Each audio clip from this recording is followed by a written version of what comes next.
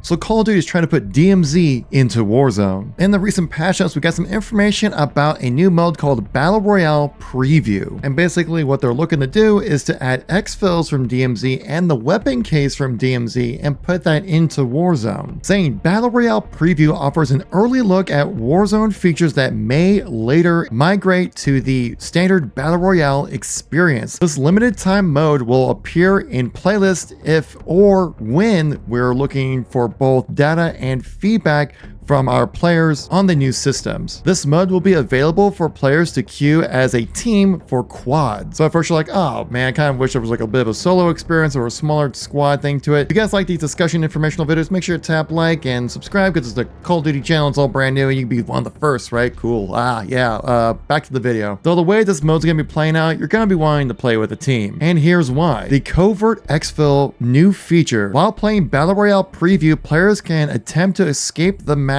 early using a covert exfil. Only 5 covert exfils are available for purchase in total per match for the considerable price of $30,000 and are available in buy stations before the gulag closes. Once purchased, a green flare will instantly mark the landing zone, calling in a chopper that can fly any player, friend, or foe out of the match, ideally with the weapon case in their possession. This is literally ripped straight out of DMZ, though in DMZ had default exfil locations. You can just jump in and exfil out the map whenever you wanted to. Seems like there would just be 5 grand total one-time use exfils, and if you need a new exfil, you can just buy one at the buy station. But the cool thing is that if you're an enemy player, if you land or inside that chopper in any capacity, you also will get exfil. Did that plenty of times while playing DMZ, which was my favorite mode in Modern Warfare 2. You can have the enemy team order the chopper to fly in, they go inside of it, and if you sneak your way like on a wing and they don't notice you and you exfil, everyone in the chopper and on the chopper get exfil. Nearby opponents will be notified of the covert exfil attempt, allowing them to intercept, to prevent, or even steal the covert exfil. Doesn't really sound very covert when everyone knows it's happening. And they do state within this blog post that if a part of the team leaves and the other team stays within the game, those players will just go into a spectator mode,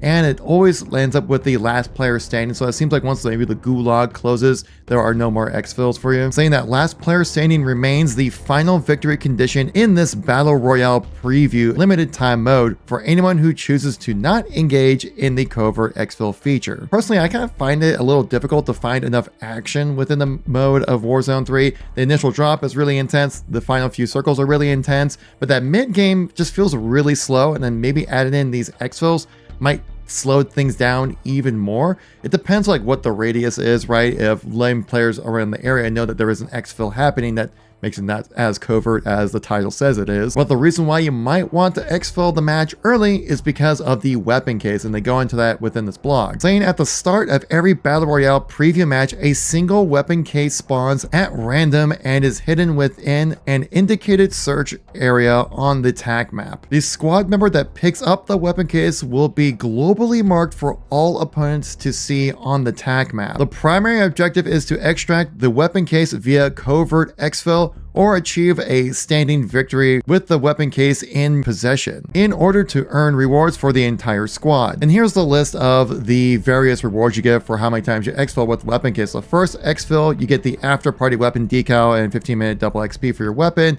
Second exfil with the weapons case, you get another decal with another 15-minute weapon double XP. These are kind of lame, to be honest. Third weapon case reward is another decal, another weapon XP. Fourth weapon case is a sticker with more weapon XP. That's not really until the fifth weapon case reward. So the fifth time you exfil with the weapon case, you get the Haro MTZ 762 weapon blueprint, as well as a token, and the sixth weapon case reward, and repeating afterwards. On top of that, you get 15-minute double XP for your weapon. They also say as a hidden reward for players who are able to achieve a battle royale victory and be the last squad standing while holding the weapon case will receive this exclusive operator. And this is the Mortem, if I pronounce it correctly, operator. So it's really, if you want that MTZ 762 blueprint, this is something worth grinding for, but every reward, it seems like it's really weak, and marking yourself on the map for 100 players to know where you are was very different than it was back in DMZ. DMZ was insane to go for the weapon case